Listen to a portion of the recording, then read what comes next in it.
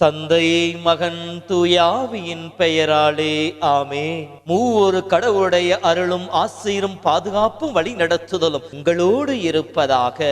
ஜனவரி மாதம் 14ஆம் தேதி புனித தேவசகாயம் மறைசாட்சியின் விழா. இந்த நன்னாளிலே உங்கள் ஒவ்வொருவருக்கும் புனிதருடைய திருநாள் நல் வாழ்த்துக்களை பெரும் மகிழ்ச்சியோடு தெரிவித்துக் கொள்கிறேன். புனிதருடைய வல்லமிக்க ஜெபத்தோடு இணைத்து அவருடைய பரிந்துரையின் வழியாக இறைவன் உங்கள் ஒவ்வொருவரையும் நிறைவாய் ஆசீர்வதிக்க உங்களுக்காக ஜெபிக்கின்றேன். எசாயா புத்தகம் 40:10 அஞ்சாதே, நான் உன்னுடன் இருக்கின்றேன், கலங்காதே, நான் உன் கடவுள், நான் உனக்கு வலிமை அளிப்பேன், உதவி செய்வேன், என் நீதியின் வலக்கரத்தால் உன்னை தாங்குவேன் என்கின்ற வார்த்தைக்கு ஏற்றார் போல இறைவன் தாமே இந்த நாள் முழுதும் உங்களை பாதுகாப்பாராக, உங்களுக்கு உதவி செய்து உங்களை நிலைநிறுத்துவாராக, தன் அற்புதமான கரத்திலே தாங்கி உங்களை இந்த நாள் முழுவதும் காத்து கொள்ளுவாராக. அன்பு சமூகமே, நம்முடைய மறைந்த திருத்தந்தை 16ஆம் ஆசீர்வாதப்பர் தேவசகாயம் பிள்ளையை மறைசாட்சியாக உயர்த்துகின்ற நேரத்தில் இவ்வாறு சொல்லுகின்றார். இவர் பொதுநிலையினுடைய வழிகாட்டி என்று. அன்பு சொந்தங்களே, புனித தேவசகாயம் மறைசாட்சியாக திருத்தந்தை 16ஆம் ஆசீர்வாதப்பால் உயர்த்தப்படுகின்ற பொழுது இவ்வாறு அவர் சொல்லுகின்றார். புனித தேவசகாயம் பொது நிலையினுடைய வழிகாட்டி என்று சொல்லி. ஏன் என்று பார்த்தால், இந்தியாவில் தோன்றிய புனிதர்களாக நாம் சொல்வது புனித அல்போன்ஸ் அம்மாள், புனித குரியாக்கோஸ், புனித மரிய திரேசியா. இவர்களும் இந்தியாவிற்கு இயேசுவின் நற்செய்தியை கொண்டு வந்து புனிதர் நிலைக்கு உயர்த்தப்பட்டிருக்கின்ற புனித சவேரியார், புனித அருளானந்தர், புனித அன்னை தெரேசா, இவர்கள் எல்லோருடைய வாழ்க்கையும் பார்க்கின்ற பொழுது இவர்கள் கிறிஸ்துவ குடும்பத்திலே பக்தி மிகுந்த இறைவனை சான்று பகிர்கின்ற கிறிஸ்துவ குடும்பத்திலே குழந்தைகளாக அவதரித்தவர்கள். இறைவனால் அழைக்கப்பட்டு அழைத்தலிலே பங்கெடுத்து துறவியாக குருவாக வாழ்ந்தவர்கள். தன் வாழ்க்கையின் சான்றினாலே புனிதர்களாக உயர்த்தப்பட்டு இருக்கின்றார்கள். ஆனால் இன்று நாம் விழா கொண்டாடி கொண்டிருக்கின்ற நீலகண்ட பிள்ளை என்று அழைக்கப்பட்ட புனித தேவசகாயம் அவர்கள் கிறிஸ்துவ குடும்பத்திலே தோன்றியவரல்ல. குருவாகவோ துறவியாகவோ அழைக்கப்பட்டு தன் அழைத்தல் வாழ்விலே இறைவனுக்கு சான்று பகர்ந்து புனிதராக உயர்த்தப்பட்டவரல்ல. மாறாக தன் வாழ்வின் பயணத்திலே இயேசுவை அறிந்த இயேசுவை அன்பு செய்து இயேசுவை தன் வாழ்விலே அனுபவித்த இயேசுவுக்காக தன் வாழ்வின் எல்லா நிலைகளையும் ஒப்புக் கொடுத்து தன் இரத்தத்தின் வழியாக ஆண்டவருக்கு சான்று பகர்ந்து மறைசாட்சியாக மரித்தவர். இந்தியாவின் முதல் பொது நிலையினர் புனிதராக உயர்த்தப்பட்ட பேறு பெற்றவர் இவர். எப்படி நீலகண்டராக இருந்தவர் தேவசகாயமாக மாற்றப்பட்டார்? இயேசுவை அறிந்து கொண்டவர் பவுலுடைய சொல்வதை போல கிறிஸ்துவின் மனநிலையே உங்களிலே இருக்கட்டும், இயேசுவை அணிந்து கொள்ளுங்கிற வார்த்தை கேட்டார் போல இயேசுவை தன்னிலே அணிந்து கொண்டு தன் வாழ்வின் எல்லா நிலைகளிலும் எப்படி இயேசுவோடு ஒன்றித்து பயணித்தார் என்பதை பற்றியும் சிறிது ஆழமாக இன்றைய சிந்தனையின் வழியாக பகிர்ந்து கொள்ளுவோம். அன்பு சொந்தங்களே, நீலகண்ட பிள்ளை 1712ஆம் ஆண்டு நாட்டாளம் என்கின்ற இடத்திலே நம்பூதிரிகள் குடும்பத்திலே பிறந்தவர். இளமை முதலே அறிவிலும் ஞானத்திலும் சிறந்து விளங்கியவராக இருந்தார். எனவே இவர் பத்மநாபபுரத்திலே ஒரு கோவிலுடைய முக்கிய பொறுப்பாளராக இருந்தார். மேலும் திருவாங்கூர் அரசவையிலே கட்டியக்காரராக பணிபுரியும் அளவிற்கு அறிவு தெளிவு பெற்றவராக இருந்தார். அன்பு சொந்தங்களே, இவருடைய அழைத்தலும் பேதுருடைய அழைத்தலும் ஏறக்குறைய ஒத்துப்போவதை நம்மால் காண முடியும். லூக்கா புத்தகம் 5:1 இருக்கின்ற வசனங்களை படிக்கின்ற பொழுது, தன்னுடைய பணியில் ஈடுபட்டு கொண்டிருந்த பேதுரு இரவு முழுவதும் வலை வீசியும் எதுவும் கிடைக்காமல் அதிகாலையிலே சோர்ந்து போய் களைப்பிலே தன் வலைகளை பழுது பார்த்து கொண்டிருக்கின்ற பொழுது அவரை தடுத்தாட்கொண்டு தன் சிலராக இயேசு அழைத்ததை போல சோதனைகளுக்கு மேல் சோதனைகள், விவசாயத்திலே விளைச்சல் இல்லை, எல்லா நிலைகளிலும் தோல்விகளையும் எதிர்ப்புகளையும் சந்தித்துக் கொண்டிருந்த, தடுமாறிக் கொண்டிருந்த, ஏழ்மையிலே வறுமையிலே சிக்கல்களே துன்பத்திலே அலைக்கழிக்கப்பட்டு கொண்டிருந்த நீலகண்ட பிள்ளையையும் கடவுள் தடுத்தாட்கொள்ளுகின்றார். எப்படி இந்த உலக வாழ்க்கையிலே தடுமாறி ஆன்மீகத்தில் ஆண்டவனை தேடிக்கொண்டிருந்த அகஸ்தீனாருக்கு புனித அம்புரோசியனுடைய வார்த்தையின் வழியாக, தோழமையின் வழியாக தன் அனுபவத்தை கொடுத்து அவரை தன்னுடைய அழைத்தலிலே ஏற்றுக்கொண்டதை போல நீலகண்ட பிள்ளையையும் அப்போதிருந்த டச்சு தளபதி பெனடிக்ட் யுத்தாசியா என்பவர் வழியாக கடவுள் தடுத்தாட்கொள்ளுகின்றார். தன் தோழமையின் வழியாக பெனடிக்ட் இயேசுவின் தோழமைக்கு அவரை இட்டுச் செல்லுகின்றார். இயேசுவை பற்றி அவருக்கு எடுத்துச் சொல்லுகின்றார். விவிலியத்தை படிக்க ஆரம்பிக்கின்ற பொழுது யோபுவின் வாழ்க்கையும் தன்னுடைய வாழ்க்கையும் ஏறக்குறைய ஒத்துப்போவதை ஒட்டிருந்த இந்த நீலகண்ட பிள்ளை விவிலியத்திலே வருகின்ற ஒவ்வொரு கதாபாத்திரங்களெல்லாம் கவரப்பட்டவராக இருந்தார். இப்படி இறை அன்பிலே வளர்ந்து கொண்டிருந்த அவர் திருமுழுக்கு பெற வேண்டும் என்று சொல்லி ஆசைப்பட்டார். ஆரல்வாய் மலையில் இருக்கிற மரியன்னை ஆலயத்திலே தன்னையே தயாரித்துக் கொண்டு 1745 கிறிஸ்துவராக மாறினார். கிறிஸ்துவராக மாறுகின்ற பொழுது அவர் தனக்கென தேர்ந்தெடுத்துக் கொண்ட பெயர் தேவசகாயம்.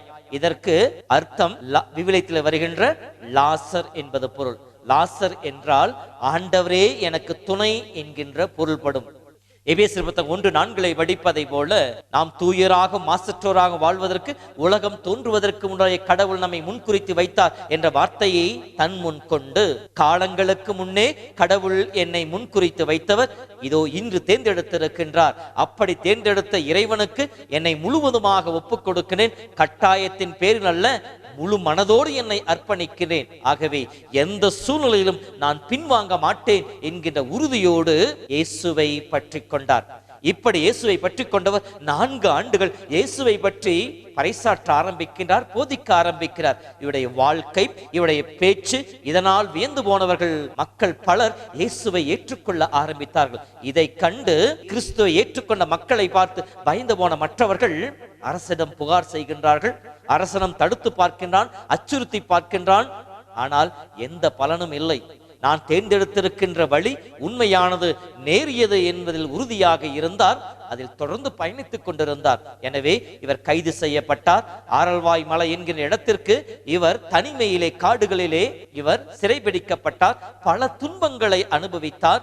கிறிஸ்துவை மறுதலிக்க அவர் வற்புறுத்தப்பட்டார். ஆனால் எந்த நிலையிலும் பின்வாங்காமல் ஆண்டவரை முழுமையாக பற்றி கொண்டு வாழ்ந்தார். இப்படி வாழ்ந்தவர் இயேசுவின் பாடுகளோடு தன்னை முழுவதுமாக ஐக்கியப்படுத்திக் கொண்டவர். 1752 ஆண்டிலே ஊருக்கு வெளியே இருந்த சிறு குன்றின் மேல் நிறுத்தப்பட்டு துப்பாக்கி தோட்டக்களாலுடைய உடல் துளைக்கப்பட்டு காடுகளே சிதறி விழுந்ததாகவும் மறைசாட்சியாக தன் உயிரை விட்டதாகவும் அவருடைய வரலாறு சொல்லுகின்றது. ஆம் அன்பு சகோதரமே, இயேசுவை ஏற்று அறிந்து அனுபவித்து வாழ்ந்தவர் இயேசுவோடு இணைந்து தன் பாடுகளை முழுமையாக அனுபவித்ததையும் அவருடைய வாழ்க்கையின் இறுதி நாட்கள் நமக்கு சொல்லி காட்டுகின்றன. 7 ஆண்டுகள் மட்டுமே கிறிஸ்துவராக வாழ்ந்து கிறிஸ்துவை அறிவித்து கிறிஸ்துவுக்காக தன் வாழ்வில் அனைத்து துன்பங்களையும் ஏற்றுக்கொண்டு கிறிஸ்துவுக்காக மறைசாட்சியாக மடிந்தவர் தான் புனித தேவசகாயம் என்பவர். மத்தேயு 16:24-25 படிப்பதை போல, என் சிலராக இருக்க விரும்புகிறவன் தன்னையே மறுத்து நாள்தோறும் தன் சிலுவை சுமந்து கொண்டு என்னை பின்பற்றட்டும் என்ற வார்த்தைக்கு ஏற்றார் போல இயேசுவை ஏற்றுக்கொண்டவர், இயேசுவின் சீடத்துவத்திலே பங்கெடுத்தவர், இயேசுவை முழுமையாக அனுபவித்து அவருடைய சிலுவைகளை நாள்தோறும் தன்னிலே சுமந்து கொண்டு மறைசாட்சியாக தன் உயிரை ஈந்தவர் தான் புனித தேவசகாயம். இவரை சாட்சி தேவசகாயத்தினுடைய வாழ்வும் நம் ஆண்டவர் இயேசு கிறிஸ்துவின் வாழ்வின் பாடுகளும் ஏறக்குறைய ஒத்துப்போவதை எத்தனையோ நிலைகளில் நம்மால் காண முடியும்.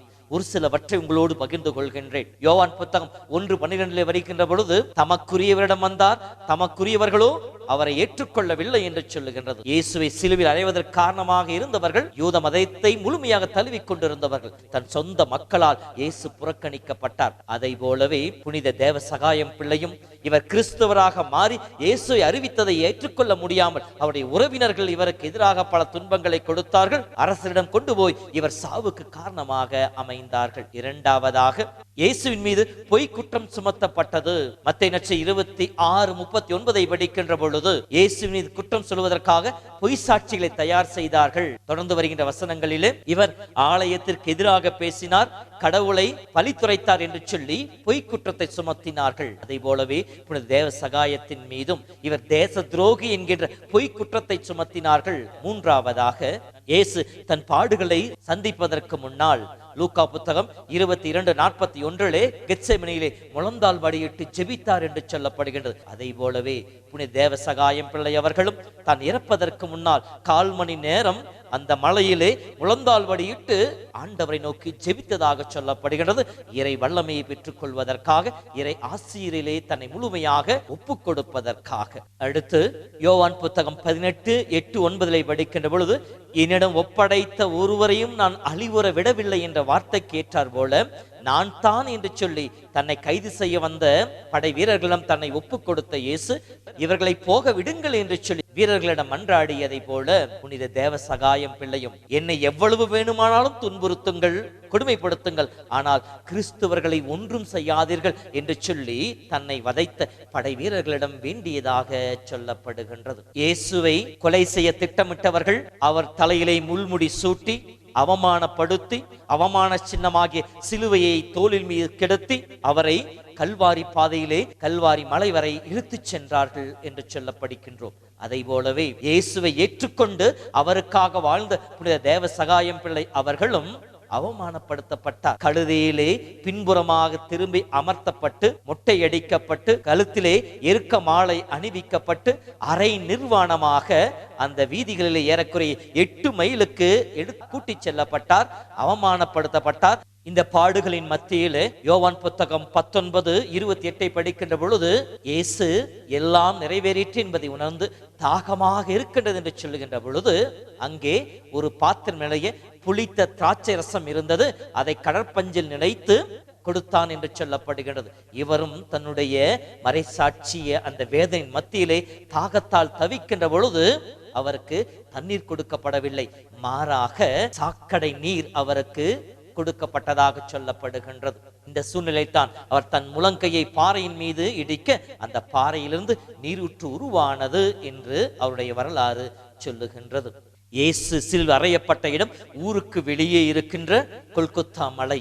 அதை போலவே புனித தேவசகாயம் பிள்ளையும் ஊருக்கு வெளியே இருக்கின்ற ஆரல்வாய் மலை என்கின்ற ஒரு குன்றின் மேல் நிறுத்தி துப்பாக்கி தோட்டாக்களால் சுடப்பட்டு தன் உயிரை ஈர்ந்ததாக சொல்லப்படுகின்றது. அடுத்து இயேசு உயிர் விடுவதற்கு முன்னால், தந்தையே உன் கையில் ஆவி ஒப்படைக்க என்று சொல்லி, அதை போலவே புனித தேவசகாயம் பிள்ளையும் தான் இறப்பதற்கு முன்னால், ஆண்டவராக இயேசுவே என் ஆவியை ஏற்றுக்கொள்ளும், அன்னை மரியே எனக்கு துணையாக வாரும் என்று சொல்லி உரத்த கத்தி விட்டதாக சொல்லப்படுகின்றது. மத்தேயு நற்செய்தி 27:51 படிக்கின்ற பொழுது, இயேசு இறக்கின்ற பொழுது திருக்கோவில் திரைச்சீலை 2ஆக கிழிந்தது, நிலம் நடுங்கியது, பாறைகள் பிளந்தன என்று சொல்லப்படுகின்றது. அதை போலவே புனித தேவசகாயம் பிள்ளை இறக்கின்ற பொழுதும் பாறைகள் வெடித்து சிதறியதாக சொல்லப்படுகின்றது. அவை ஒன்றோடு ஒன்று மோதுகின்ற பொழுது ஒளி எழுப்பியதாகவும், அந்த ஒளி ஆலயத்திலே துக்க நேரத்தில் ஒலிக்கப்படுகின்ற ஒளியைப் போல இருந்ததாகவும் சொல்லப்படுகின்றது. இன்றளவும் அந்த பாறை மணியடிச்சான் பாறை என்று சொல்லி அழைக்கப்பட்டு பாதுகாக்கப்பட்டு வந்து கொண்டிருக்கின்றது. இயேசுவின் இறப்பின் நிகழ்விலும் கூட புனிதர் அவரோடு ஒத்திருந்ததை இது நமக்கு சுட்டி காட்டுகின்றது. இப்படி இயேசுவை ஏற்றுக்கொண்ட புனித தேவசகாயம் அவர்கள் இயேசுவின் பாடுகளை முழுமையாக தன் வாழ்விலை அனுபவித்து மறை சாட்சியாக உயிரை கடவுளுக்கு ஈந்தார். அத்தகைய பெருமைமிக்க புனிதருடைய விழாவை கொண்டாடுகின்ற இந்த நாளில நாம் கற்றுக்கொள்ள வேண்டிய பாடம், நான் இயேசுவால் தேர்ந்தெடுக்கப்பட்டிருக்கின்றேன், இயேசுவிலே திருமுழுக்கு பெற்றிருக்கின்றேன், இயேசுவை அணிந்திருக்கின்றேன் என்கின்ற அந்த பற்று நம்மிடம் இருக்கின்றதா? இயேசுவை ஏற்றுக்கொண்ட நான் என் வாழ்வில் வாய்ப்பு கிடைக்கின்ற போதெல்லாம் இயேசுவை அறிவிப்பேன் என்று சொல்லி இயேசுவை அறிவிப்பவர்களாக இருக்கின்றோமா? இயேசுவை அறிவிக்கின்ற போது வருகின்ற தடைகளையும் துன்பங்களையும் இயேசுவுக்காக ஏற்றுக்கொண்டு தன் வாழ்வை முழுமையாக அர்ப்பணித்த புனிதரை போல நம் வாழ்விலே சிறு சிறு துன்பங்கள், எதிர்ப்புகள், ஏமாற்றங்கள் வருகின்ற பொழுது அதை இயேசுவுக்காக ஏற்றுக்கொள்கின்ற மன வலிமை நம்மிடம் இருக்கின்றதா? நான் தேர்ந்தெடுக்கப்பட்ட பாதை உறுதியானது, உண்மையானது என்பதிலே நிலைத்திருந்த தேவசகாயம் புனிதரை போல நாமும் கிறிஸ்துவத்திலே நிலைத்திருந்து இயேசுவுக்கு சான்று பகிர்கின்ற மக்களாக இருக்கின்றோமா? நம்மீது நாம் செய்யாத குற்றங்கள் சுமத்தப்படுகின்ற பொழுது, பழி சுமத்தப்படுகின்ற பொழுது மனம் உடைந்து போகாமல் இயேசு மீது நம்பிக்கை வைத்து வாழ்கின்ற மக்களாக இருக்கின்றோமா? என் வாழ்வில் எந்த நிலையிலும் நான் இயேசுவை மறுதலிக்க மாட்டேன், இயேசுவை நான் விட்டு கொடுக்க மாட்டேன் என்கிற உறுதியோடு வாழ்ந்ததை போல நம் வாழ்விலே இயேசுவை இறுக பற்றிக் கொண்டு இயேசுவுக்காக வாழ்கின்ற மனப்பாங்கு நம்மிடம் இருக்கின்றதா? இந்த நாளிலே இந்த புனித நமக்கு கொடுக்கின்ற இந்த உத்வேகம், உறுதி, நம்பிக்கை நம் வாழ்வை வழிநடத்தக்கூடியதாக இருக்கட்டும். ஆண்டவர் கரங்களிலே நம்மை முழுமையாக ஒப்புக் கொடுப்போம். இறை வல்லமையோடு இணைந்து இறைவனுக்கு சான்று பகருகின்ற மக்களாக இருப்போம். அதற்கான அருளை புனித தேவ சகாயத்தினுடைய பரிந்துரையின் வழியாக கேட்போம். புனித தேவ சகாயம் நம் ஒவ்வொருவருக்காக பரிந்து பேசி இறை வல்லமையை பெற்றுக் கொடுப்பாராக.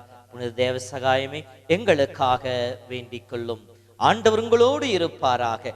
எல்லாம் வல்ல இறைவன் தந்தை, மகன், தூய ஆவியின் பெயராலே ஆமேன். விசுவாசத்தின் கேடயமே இறைய